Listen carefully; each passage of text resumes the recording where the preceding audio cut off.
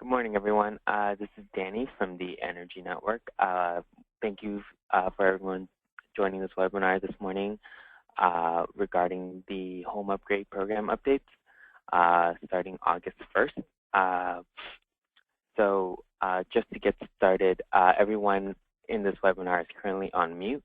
If you guys have any questions during the webinar, please feel free to type them into the chat box and I will answer them at the very end. Okay, so great. So I will get started. For everyone that does not know me, my name is Danny Leung. I am an account manager with the Energy Network's Home Upgrade Program. And today, this webinar will be going over the changes that will take into effect starting August 1st. We'll be going over the incentive calculator that was created for these changes. So a real quick thing for people that don't know who the Energy Network is, just real fast.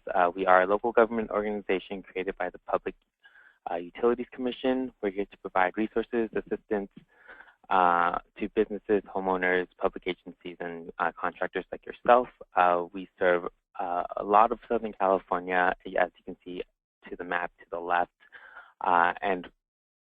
For the purposes of this webinar, we also are the program implementers for the home upgrade program for customers of both Southern California Edison and Southern California Gas Company in Los Angeles County.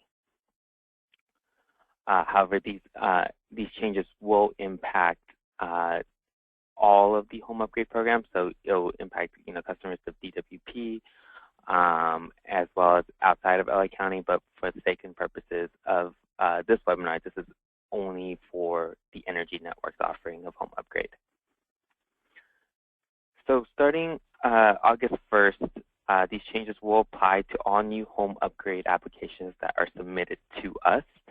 The changes are essentially you need to meet a minimum of 10% energy savings for each project or a minimum of a $2,000 rebate for your project. So projects can qualify without the energy savings as long as you have a combined rebate of $2,000 or greater. And I'll go over an example of that a little later on in this presentation. And also the final rebate amount cannot be more than 50% of the project cost, up to, of course, the $3,000 cap that has not really changed. So essentially, these two changes will take into effect starting August 1st.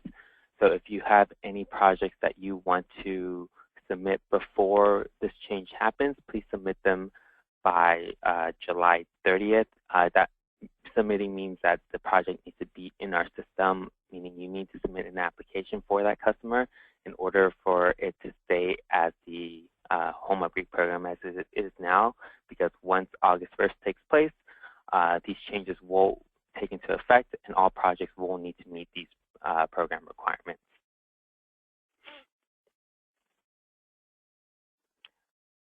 And so how we have helped contractors to understand this change is a home upgrade incentive calculator was created to determine project eligibility. And just to let you know, this incentive calculator was created by the SoCal Edison and SoCal Gas program administrators, so the other program administrator here in LA County. And there are some minor differences between how the calculator was created and differences in how we offer our home upgrade program. So one of the first differences, and these are just to make note of, one of the first program differences is that we do not distinguish measure values with we distinguish measure values with dollar amounts instead of points. So in the calculator, you'll see points. However, it's essentially, $10 for every point. So we translated that to dollar amounts instead. And so we'll be phrasing everything in dollar amounts rather than points. Also, we do not require one base measure for each project, which is one of the requirements that's stated on the calculator, but we do not require that one base measure for each project. And also for attic insulation, for the lower tier attic insulation, they allow for R30. For our program, we only allow R38. And then another impact or another change, I guess, is the return of thermostatic control valves and low-flow shower heads. We did have TCVs and low-flow shower heads before in the program, but however that was removed and now it's back. But TCVs and low-flow shower heads are not required, but they can help you achieve higher energy savings if you're short on energy savings. This does not count towards the 3-measure minimum, but like I said, it does help you get a higher energy savings if you need a couple more percent to get you to 10%. Just as it was before, low-flow shower heads must be 1.5 gallons per minute, rated at 1.5 gallons per minute or less, and thermostatic control valves cannot be installed with a tankless water heater because it goes against the manufacturer's specifications. So that is information regarding the incentive calculator, and I will be going through an example of the calculator with you guys right now. And so let me zoom in for everyone. Okay, so here is the home upgrade incentive calculator, and I'll be going over it. So first off, you want to start with the customer's name. So I'm just going to put my name on it. And so this incentive calculator is for your reference only. You do not need to submit this in to our program as proof. We'll do that. We'll do an internal quality assurance check ourselves, but this is for your internal purposes. So you keep this and you save this inside your project folder for that customer. So you will put the last name, customer street address, 123 Test Avenue, and the project number that it was assigned. So it would be SCHU 234 as an example. And so now you go down to this box. So you just need to fill in all the boxes that are highlighted in blue. For the climate zone, climate zones is based off of zip code, and you can find that zip code, find the climate zone by, there's a link down here. You click that link, it takes you to the energy.ca.gov website, and within this there is a climate zone by zip code list, and you would use this list and you can control find, type in the zip code, and it'll pop up where the climate zone is. So for my example here with the calculator, I will do a home that is located in a climate zone 9. So there's a drop-down menu, you go down and you click 9. Vintage, that's the age the home was created. I'm going to do pre-1978. Floor construction, that's either slab on grade or crawl space.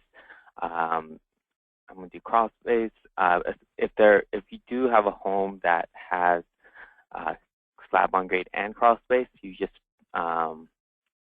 pick whichever one has more. If the house has more slab on grade, then you click slab on grade, or if it has more crawl space, you click crawl space. If it's about 50-50, you can use either or. You can use whichever one will give you a higher energy savings. But for this example, I'm going to go stick with crawl space. I'm going to say there was a central AC present. The house is heated with a central furnace rather than a wall furnace, and the water heating is gas, and it's a 1-story home. So once you input this, you guys are ready. You're ready to input the measures that the homeowner will be applying for, or you'll be applying for on behalf of the homeowner. I would recommend you do this incentive calculator before you promise the incentive to the homeowner, just to make sure that they qualify, and also do it at the end to make sure that none of the measures have changed, and you'll still be meeting our program requirements. And so one of the most common measures in home upgrade that we received is basically an HVAC replacement. or an AC replacement with ducts. So I'm going to say the most common measure we have is duct replacement or duct sealing at 6%. There is also duct insulation to R8. And I'm just going down, clicking yes, and changing it to the no to a yes. And then the next measure would be air conditioner at 15 SEER. So as you see here, after selecting these measures, the overall energy savings for this project is 8.2%, which does not qualify under the new program changes anymore. So this home will not qualify, or this project package for this home will not qualify. However, if this home was, say, it wasn't in climate zone 9 and maybe in a more extreme climate, like say climate zone 15, this will up the energy savings to 10%. So now this home, you know, with the same measures will still qualify, but just because the home is located in a different climate zone, that changes the energy savings. So, you know, this package would qualify for this home. So that just shows you how project can vary slightly now in the program. So I'm going to go back to climate zone 9 and show if you do have a home at climate zone 9 and you do an HVAC replacement, you know, you can do several things that can help you achieve a 10% energy savings or make this home project qualify. So if say you do this project and you also want to add in the thermostatic shutoff valve or the low flow shower head, and you change that to yes, see that will jump it from an 8% initially to now an 11%. So now this home will now qualify. So as long as you if you put in a TCV and a low flow shower head, this project would work. Say if the customer does not want a TCV and low flow shower head, another alternative that you can do is, let's say, add in whole building air sealing. So at 15%. And so that, you know, even though it only brings you to 9.1%, you can see that this home does still qualify by looking over here. It is now at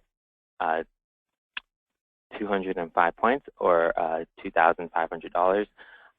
And so this would qualify because it meets the second part of the measure, meaning second part of the project of achieving $2,000.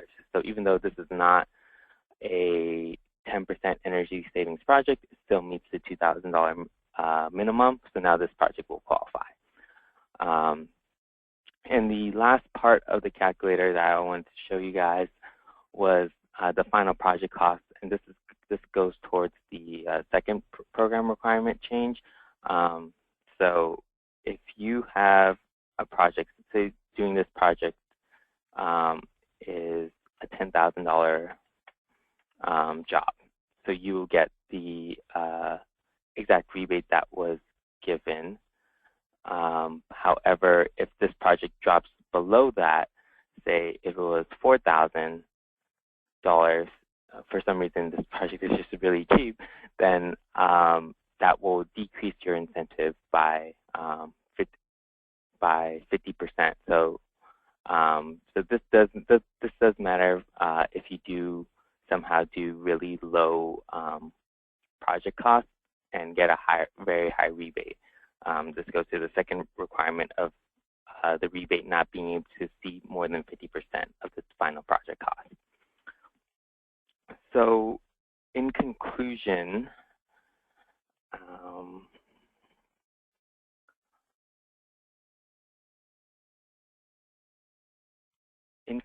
the changes, as you see, project eligibility will vary dependent on the characteristic of the home and the combination of the measures that you selected. So I recommend everyone to kind of go into the calculator and play around with the tool and see what your typical project offering is to your customer and see how that will impact you. Another takeaway that I will go by is that you do not need to use an incentive calculator, so that incentive calculator is irrelevant relevant as long as you can achieve higher than a $2,000 rebate.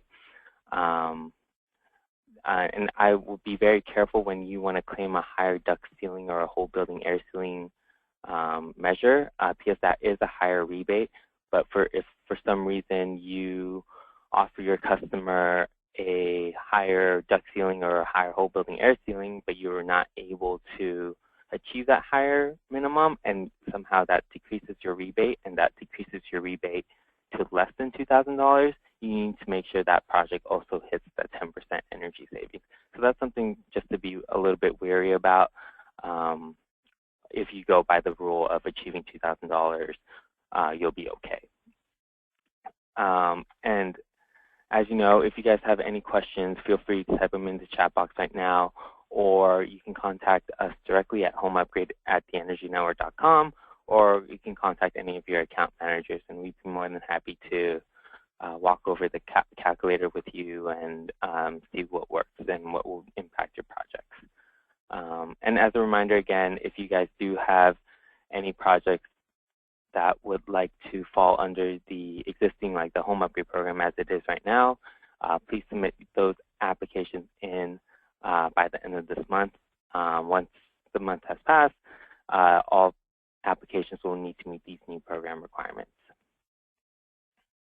Okay, so that's the end of our webinar this morning. I'll leave the chat box open for a couple more minutes to see if there's any questions. So far, I haven't received any questions, so I'm going to assume that everyone understands the changes.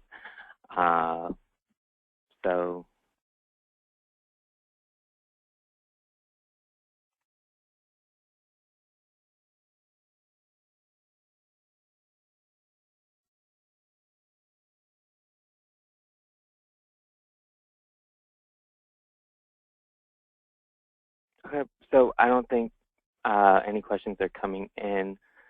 So I guess that's the end of the webinar. Thank you, everyone, for attending today. I know it's, oh, actually, I do see a few questions. Hold on. Okay, so we have a question from Robert. Is there any test in, test out if you want to meet the $2,000 amount? So there is no test in requirements for home upgrade. We do allow contractors to do a test in whole building air sealing to determine the leakage of the home before doing any work. So that is a test in, but all the tests out are still the same. You know, if you do a whole building, all the test out requirements are still with the testing by measure requirement that we have. So if you do any whole building air sealing or any shell measures, you need to do a blower door test. If you do any HVAC work, you need to do a duct leakage test.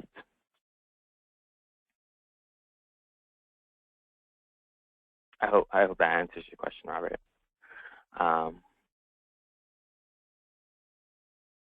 Okay, and so Maria has a question of where can you access this calculator. We have been distributing this calculator to all our contractors via email through our e-blast.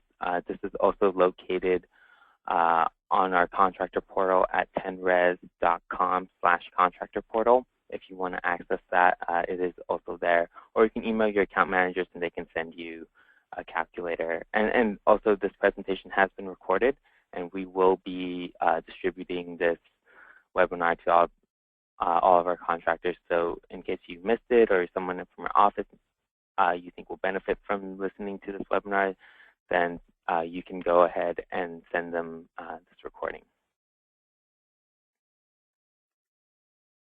Okay, great. Thank you, everyone, for attending today's webinar, and I hope you guys have a great day.